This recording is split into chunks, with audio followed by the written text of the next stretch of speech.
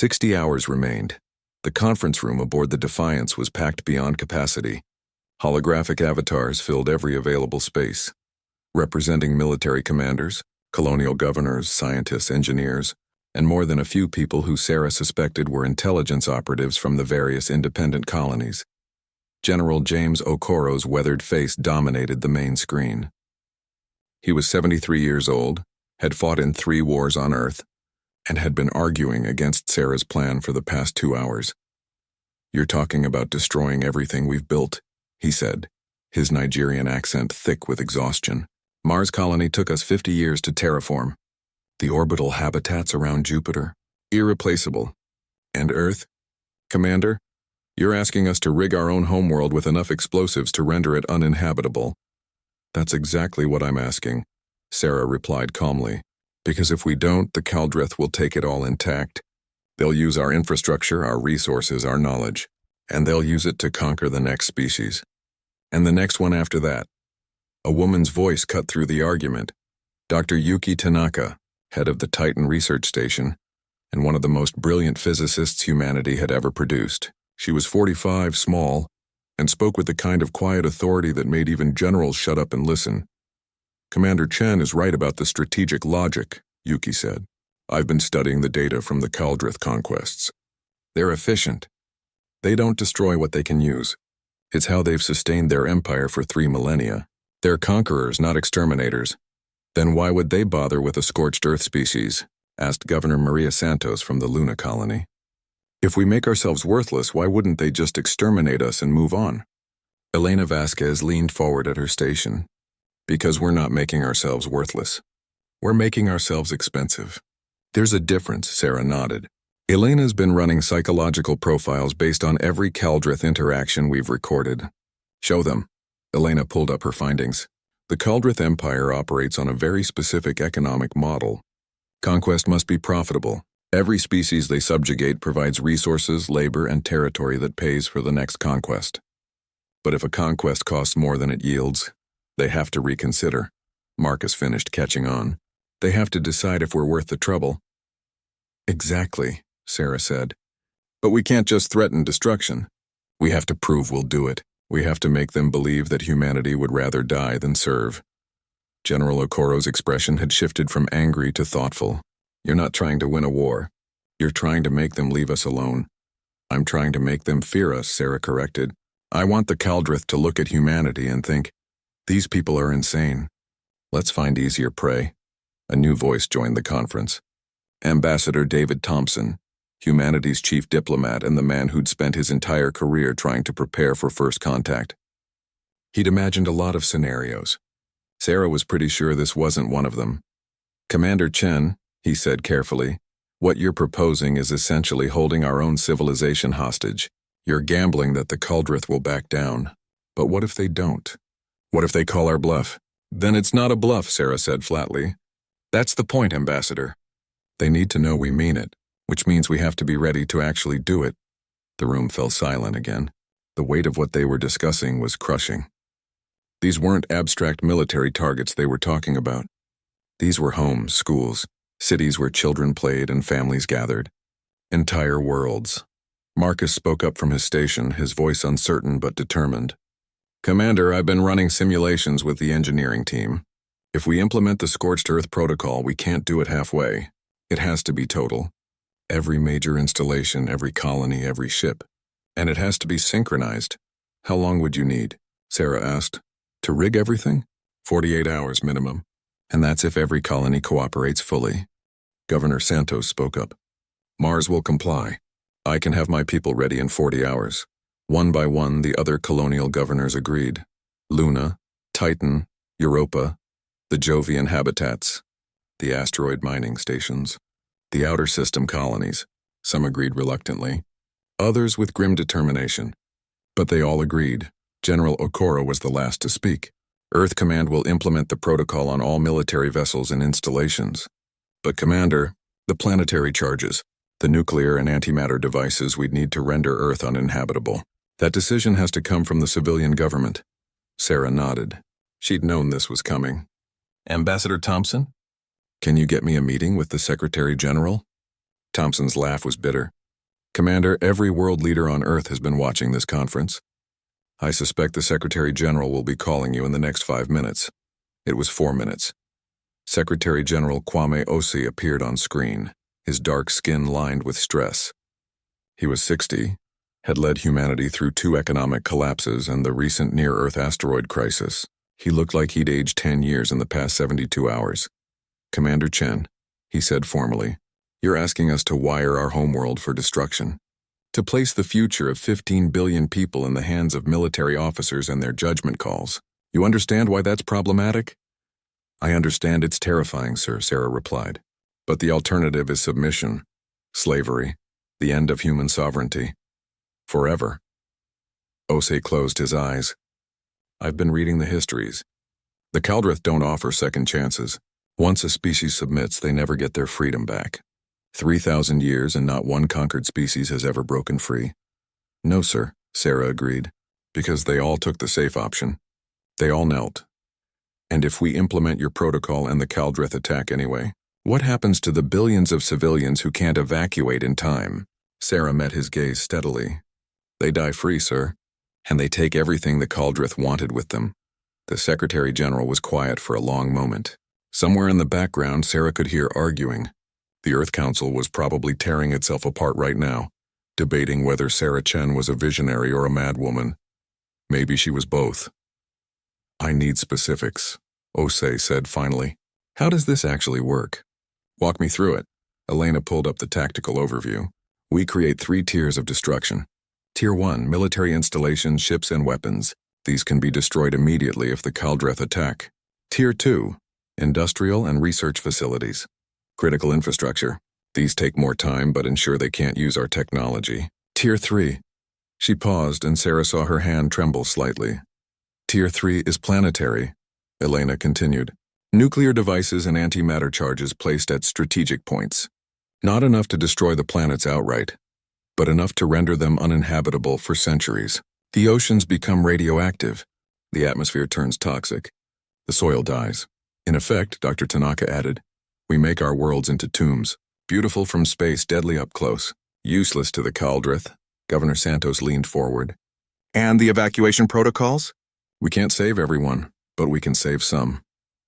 Every ship we have gets converted for evacuation, Marcus said, pulling up those plans. We focus on children first, then essential personnel. We estimate we can evacuate maybe 10% of the population if we have the full 72 hours. Less if they attack early, 10%. Sarah did the math in her head. Out of 15 billion people, they could save maybe 1.5 billion. The rest would be left behind, living under the threat of annihilation. It was the most horrific calculation she'd ever heard. It was also the only way. Secretary General Osi's face had gone gray. You're asking me to make a decision that will define humanity for the rest of history. Either we become the species that submitted, or we become the species that was willing to destroy itself rather than surrender. Yes, sir, Sarah said simply. That's exactly what I'm asking. The Secretary General looked off screen, apparently listening to advisors Sarah couldn't see. The wait was agonizing. Every second that ticked by was a second they couldn't afford to waste. Finally, Osi looked back at the camera. The Earth Council has voted. By a margin of 7-5 with 3 abstentions, we authorize the Scorched Earth Protocol. Commander Chen, you have operational authority to implement the plan. May whatever gods exist have mercy on us all. The channel closed. Sarah let out a breath she didn't know she'd been holding. Around the conference room, people were already moving, pulling up plans, coordinating logistics. Humanity was about to gamble everything on one insane strategy. Commander, Marcus asked quietly, what if this doesn't work? What if we destroy everything and the Kaldrith still don't leave? Sarah looked at the young lieutenant. He deserved honesty. Then we evacuate everyone we can to whatever ships survive and we run, she said. We scatter to the darkest corners of the galaxy. We survive in the shadows. And someday, somehow we come back and make them pay for what they took from us. Marcus nodded slowly. That's actually kind of terrifying, ma'am. Good, Sarah said. The Kaldrith should be terrified too, because they're about to learn something about humanity that no other species apparently taught them. What's that, Commander? Elena asked. Sarah's smile was sharp as a knife. that were vindictive, spiteful, and absolutely willing to burn down paradise if it means you can't have it. Welcome to Earth, High Chancellor Vexnar. I hope you're ready for the lesson of a lifetime. 48 hours remained, and humanity was about to show the galaxy what true desperation looked like. 24 hours remained. High Chancellor Vexnar stood on the command deck of the Imperial flagship Eternal Dominion, studying the tactical displays with growing confusion. His forearms moved in complex patterns as he sorted through data streams, each one showing something that shouldn't be possible. "Report," he commanded, his voice echoing through the vast chamber. Sub-Commander Thelrix, his second-in-command, approached with evident hesitation. The younger Kaldrith had only been on 3 conquest campaigns, and none of them had prepared him for this. "Chancellor, the human activity is unprecedented. They're evacuating their worlds. Every transport ship they have is being loaded with civilians. They're prioritizing children and technical experts. Evacuation?" Vexnar's eyes narrowed. "To where? We've surrounded their system. There's nowhere to run." "That's just it, Chancellor. They're not running. They're consolidating. Every evacuated ship is moving to the outer system, to a region near their gas giant Jupiter. They're building something out there." Vexnar pulled up the visuals. Hundreds of human vessels, from massive colony ships to tiny personal craft, were clustering around the Jovian system like insects around a hive. What were they planning? "And their military?" he asked. "That's the other anomaly," Thelrix said, his voice strained. "Their warships aren't preparing for battle.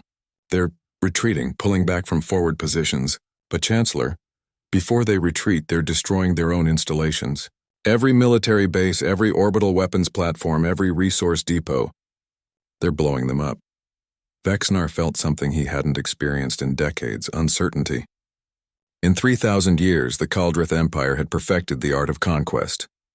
They knew every move a species would make. They'd seen it all before. This was new. "Explain to me," Vexnar said slowly, "why a species would destroy its own military infrastructure before a battle." "I cannot, Chancellor." Vexnar turned to his intelligence officer, Kelveth. "Analysis." Kelveth was ancient by Kaldrith standards, over 500 years old. She'd been present for 16 major conquests. Her 3 eyes studied the data with meticulous care. "3 possibilities," she said in her raspy voice. 1. They're retreating to a defensive position and destroying assets they can't protect. 2. They're attempting to make the conquest more costly for us. 3. She paused, and Vexnar saw something in her expression he'd never seen before. Fear. 3? He prompted. 3. This is what the ancient texts call a death spiral. The species has decided that if they cannot win, they will ensure we gain nothing from their defeat. They're preparing to deny us the spoils of conquest. Vexnar laughed. It was a harsh sound. Impossible. No species is that irrational. They would be destroying themselves. Yes, Chancellor, Kelveth agreed. They would. Aboard the Defiance, Sarah watched the countdown clock. 24 hours had passed since they'd implemented the Scorched Earth Protocol. The results were terrifying and magnificent. Mars Colony had rigged their terraforming equipment to reverse. Instead of making the planet more habitable, they could now trigger a chain reaction that would strip away the atmosphere and irradiate the surface. Governor Santos reported it would take exactly 17 minutes from the moment they pressed the button. The lunar mining facilities had been packed with antimatter charges. One signal, and Earth's moon would become a radiation hazard for the next 1,000 years. The Jovian habitats had been even more creative. They'd reprogrammed their fusion reactors to overload simultaneously. The resulting explosion would be visible from neighboring star systems. And Earth was the masterpiece of destruction. Dr. Tanaka had worked with a team of physicists to place nuclear devices at every major tectonic plate boundary. When triggered, they would cause simultaneous earthquakes, volcanic eruptions, and tsunamis that would make the planet uninhabitable for centuries. It was the most comprehensive doomsday system ever created, and they'd built it in 48 hours. "Commander?" Elena reported from her station. "We're receiving another transmission from the Kaldrith flagship. It's High Chancellor Vexnar again." "Put him on," Sarah ordered. The hologram materialized, but this time Vexnar's expression was different. The contempt was gone. Instead, Sarah saw something that might have been respect. Or possibly horror. Commander Chen, Vexnar said carefully. We have been observing your ancient preparations. I confess I am uncertain how to interpret them. You appear to be destroying your own civilization. Not destroying, Chancellor, Sarah replied. Preparing. We're preparing to ensure that if you attack us, you gain absolutely nothing. Vexnar's forearms moved in a gesture Sarah couldn't interpret. You would render your own worlds uninhabitable? Kill billions of your own people? This is madness. This is freedom, Sarah said flatly. You offered us a choice, kneel or burn. We're choosing option 3. We burn our own worlds before we let you take them. And then, Chancellor, we're going to spend the rest of our existence making sure you regret ever coming here. You cannot win, Vexnar said. But there was less certainty in his voice now. Our fleet outnumbers yours 100 to 1. Our technology is centuries more advanced. Even if you destroy your worlds, we will hunt down every remaining human ship and eliminate them. Sarah smiled. It was not a pleasant expression. Will you, though? Let me paint you a picture, Chancellor. Let's say you attack. You kill 90% of humanity in the initial assault, but 10% escapes. That's still 1.5 billion humans, scattered across 1,000 ships, hiding in the dark corners of the galaxy. She leaned forward. How many resources will you spend hunting us down? How many ships will you dedicate to tracking every single human vessel? And while you're chasing us, what happens to the rest of your empire? How many other species will see that the mighty Kaldrith can't even finish off one determined enemy? Vexnar was silent. But here's the really fun part, Sarah continued, her voice dropping to something almost conversational. We've had 48 hours to prepare. 48 hours to think about what we'd do if we survive. And you know what we realized? We have nothing left to lose. She pulled up a file on her display. This is a copy of every piece of human knowledge, history, science, technology, culture. We've transmitted copies to every evacuated ship. If you destroy Earth, you don't erase humanity. You just make us really, really motivated to survive. And then what? Vexnar asked. You'll be refugees. Scattered and broken. For now, Sarah agreed. But humans are patient, Chancellor. We'll hide. We'll learn. We'll steal your technology. We'll study your empire. And in 100 years or 200 or 1,000, we'll come back. And we'll tear your empire apart from the inside. Elena pulled up another display. We've already identified 17 weak points in your imperial structure. Species you've conquered who might be willing to rebel if they had support. Supply lines that could be disrupted. Political factions that could be exploited. You're bluffing, Vexnar said, but he didn't sound sure. Are we? Sarah asked. You've conquered 47 species. How many of them threaten to destroy everything rather than submit? How many of them promise to spend centuries plotting revenge? I'm guessing none of them, because you've never encountered a species like humanity before. Marcus spoke up from his station. Chancellor, we've been studying your empire's history. You know what's interesting? You've never faced an enemy that survived your initial conquest and came back. You've never had to deal with a long-term insurgency. Every species either submits or dies. We're introducing a new option, Elena added. Survive and resist forever. Vexnar's hologram flickered slightly. Sarah suspected he was having urgent conversations with his command staff. Let me be very clear, Sarah said. We don't want to burn our worlds. We don't want billions of our people to die. But we will do it. We absolutely will do it. Because the alternative is worse. The alternative is 3,000 years of slavery, and that's something humanity will never accept. So here's our counteroffer, Sarah continued. You leave. You take your fleet, and you go find some other species to conquer, some species that hasn't prepared to make your victory completely worthless. And in return, we don't force you to commit resources to a war of annihilation that will weaken your entire empire. You're asking the Kaldrith Empire to back down, Vexnar said slowly, to show weakness. I'm asking you to be smart, Sarah corrected. To recognize that conquering humanity would cost you more than it's worth. That we're not worth the trouble. Dr. Tanaka leaned into her calm. Chancellor, I've analyzed your empire's economics. You maintain stability through a careful balance of conquest and consolidation. Every new species you conquer provides resources that fund the next conquest. But if a conquest costs more than it yields, the entire system becomes unstable. We've done the math, Elena added. Fighting a scorched earth resistance from humanity would cost you the equivalent of 10 normal conquests. It would strain your supply lines, tie up your military, and send a message to every other species that resistance is possible. You'd spend centuries hunting us down, and every year you'd lose ships, soldiers, and resources to human guerrilla attacks. Or, Sarah said, you leave now.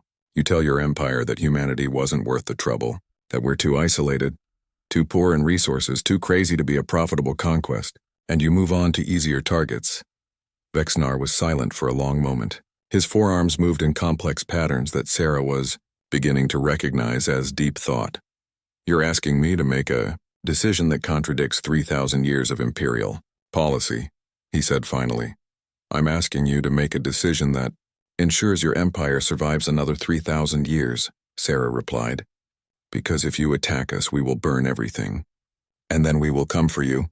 Maybe not today, maybe not in your lifetime, but someday, somehow, humanity will make you pay. That's not a threat, Chancellor. That's a promise. The hologram flickered. I must consult with the Imperial Council. I will contact you in 12 hours with our decision. The transmission ended. Marcus let out a breath he'd been holding.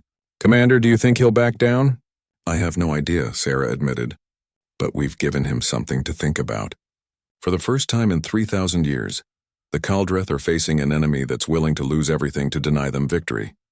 Governor Santos's face appeared on a secondary screen. Commander, whatever happens, Mars is ready. If they attack, we'll trigger the protocol. One by one, the other colonies reported in. All ready. All willing. All prepared to destroy their own homes rather than let the Kaldreth take them. Elena pulled up a star chart. If we have to evacuate, I've been plotting courses. We need to split the fleet, send ships in different directions, make them choose which groups to chase. Some of us will make it, Marcus said quietly, and some won't. That's always been true, Sarah replied. But at least we'll die free. And the ones who survive, they'll carry the torch. They'll make sure humanity doesn't end here. The bridge fell quiet. Outside, through the viewports, Sarah could see the Kaldreth fleet. Hundreds of warships, each one capable of destroying her entire ship with a single shot. They hung in space like a sword over humanity's neck. In 12 hours, that sword would either fall or withdraw. Sarah pulled up the master control for the Scorched Earth protocol. One button, one signal. That's all it would take to trigger the destruction of everything humanity had built. She hoped she wouldn't have to press it, but if she did, at least the Kaldreth would learn an important lesson. Humanity had not reached for the stars just to surrender them at the first sign of trouble. They had reached for the stars to leave something behind. Something that said, we were here, we were free, and we went out on our own terms. 12 hours remained, and the galaxy was about to learn what humanity truly meant when they said, live free or die. 8 hours remained when the anomaly appeared. Commander, Marcus nearly shouted from his station. The Kaldreth fleet is moving, they're repositioning. Sarah's heart sank. This was it. They'd called humanity's bluff. The attack was beginning. All stations prepare for... She started to order. Wait, Elena interrupted, her fingers flying across her console. Commander, they're not moving into attack formation. They're pulling back. Sarah stared at the tactical display. The Kaldreth fleet was indeed moving, but not toward Earth. They were withdrawing to the edge of the system, creating distance between themselves and humanity's worlds. The holographic communicator activated without warning. Vexnar's image appeared, but he wasn't alone. Behind him stood 3 other Kaldreth, their ceremonial robes marking them as high-ranking officials.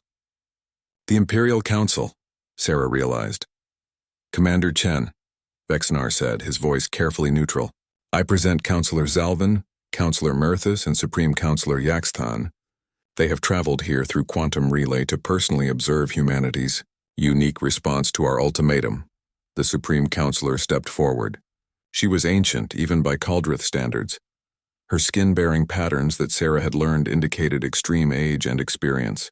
Her 6 eyes studied Sarah with an intensity that was almost physical. Commander, Yaxthan said, her voice surprisingly soft. In 3,000 years, no species has done what yours has accomplished in 72 hours. You have weaponized self-destruction. You have turned your entire civilization into a threat that costs more to eliminate than it yields in conquest. Sarah felt a flicker of hope, but kept her expression neutral. Supreme Counselor, are you saying, I am saying, Yaxthan interrupted, that the Imperial Council has analyzed your strategy. We have run extensive simulations. We have debated the costs and benefits of proceeding with conquest. She paused, and Sarah saw something unexpected in those 6 eyes. Respect. And we have concluded that humanity is, indeed, not worth the trouble. The bridge erupted. Cheers, shouts, someone was crying, but Sarah held up her hand for silence. There was something in the Supreme Counselor's tone that suggested this wasn't over. However, Yaxthon continued, confirming Sarah's suspicion. We cannot simply withdraw without condition. To do so would show weakness. Other species would learn of humanity's tactics and attempt to replicate them. The Empire cannot allow that precedent. Sarah's brief hope curdled into dread. What are your conditions? 3 requirements, Yaxthon said, raising 3 of her forearms. First, humanity will remain confined to your current system for 50 standard years. No expansion, no colonization beyond what you already possess. We will establish monitoring stations at the edge of your system to ensure compliance. Sarah glanced at Ambassador Thompson, who had joined them on a side channel. He gave a slight nod. 50 years was manageable. Humanity could live with that. Second, Yaxthon continued, you will dismantle your scorched earth protocol. We cannot have a species with a doomsday device aimed at themselves. It creates instability, regional instability. Sarah's jaw clenched. That's not acceptable. The protocol is the only thing preventing you from coming back in 51 years and trying again. Which brings me to the 3rd requirement, Yaxthon said. Humanity will sign a non-aggression treaty with the Kaldrith Empire. We will not attack you. You will not attack us or our client species.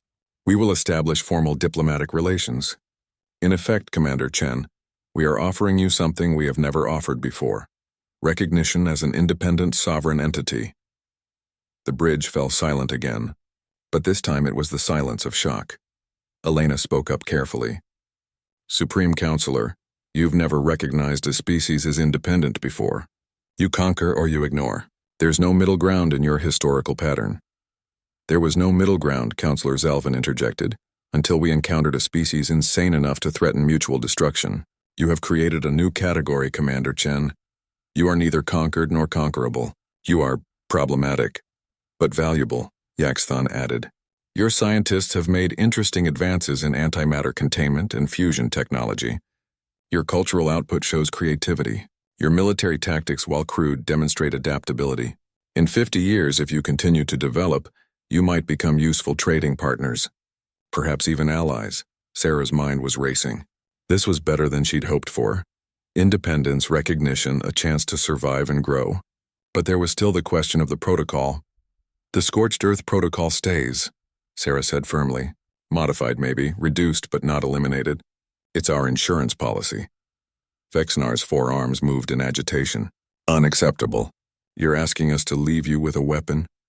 A defensive weapon, Sarah interrupted. Supreme Counselor, let me propose a compromise. We keep the protocol, but we allow your monitoring stations to verify that it's not being expanded or modified. You get to ensure we're not building up for an offensive strike. We get to keep the deterrent that keeps us safe. Yaxthon's 6 eyes studied Sarah for a long moment. Behind her, the other counselors were gesturing to each other in the complex Kaldrith sign language that Sarah's team hadn't fully decoded yet. Modified protocol, Yaxthon said finally. You may maintain defensive installations sufficient to make conquest unprofitable, but nothing that threatens our client species or our trade routes. Our monitors will verify this continuously. Any deviation, and we will consider the treaty broken. Ambassador Thompson spoke up. Supreme Counselor, we would need similar assurances. Your empire has a history of creative interpretation of agreements. How do we know you won't find a loophole in 50 years? For the first time, Sarah saw something that might have been amusement on Yaxthon's face. Ambassador, the Kaldrith Empire has existed for 3 millennia because we keep our agreements. Our reputation is our currency. If we betray one treaty, every other species in the galaxy will know. We cannot afford that, she paused. Besides, you have proven something today. You have proven that attacking humanity is expensive. Even if we found a loophole, even if we came back in 50 years, you would simply implement your protocol again. And next time, you'd have 50 years of technological advancement to make it even more costly for us. Dr. Tanaka leaned toward Sarah.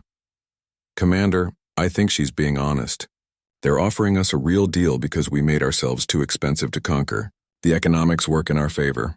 Sarah nodded slowly. Supreme Counselor, we need time to discuss this with our governments. This is too big a decision for one person to make. You have 4 hours, Yaxton said. After that, our fleet will either withdraw or attack. The choice is yours, Commander Chen. But understand this. We are offering you something unprecedented, the chance to exist as equals rather than slaves. I suggest you take it. The hologram flickered and died. Immediately, the bridge exploded into conversation. Sarah activated the emergency conference channel, bringing in every major government representative, colonial governor, and military commander. Secretary General Ose appeared on screen, his face haggard but hopeful. Commander, did we just win? Maybe, Sarah said cautiously. Or maybe we just bought ourselves 50 years. I need opinions, people, fast. The debate was intense. Some argued for rejecting the deal, for maintaining full autonomy. Others pointed out that isolation for 50 years was better than extinction.